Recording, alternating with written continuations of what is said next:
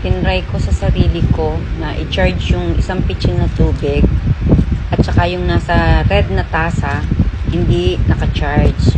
Kasi sabi nila, malalaman ko kung na-charge yung tubig sa pamamagitan ng pagtapat ng any metal.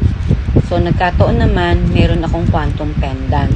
So, after nating ma-charge yung isang pitsil ko for 5 minutes, itatry nating itapat yung quantum pendant ko.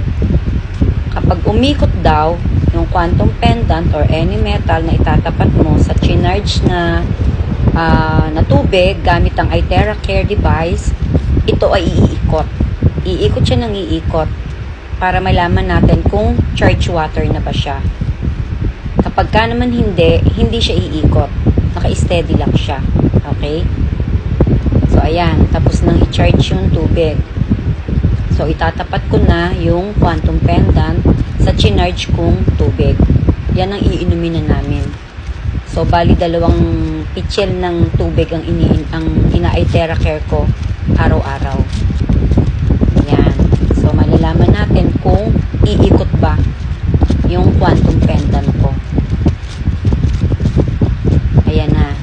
Umiikot na siya. So, pagpapatunay lang na yung tubig na iinumin ay charge water na. Hindi ko ginagalaw yung kamay ko dyan, ha. Nakita nyo naman, naka-steady lang. Yan.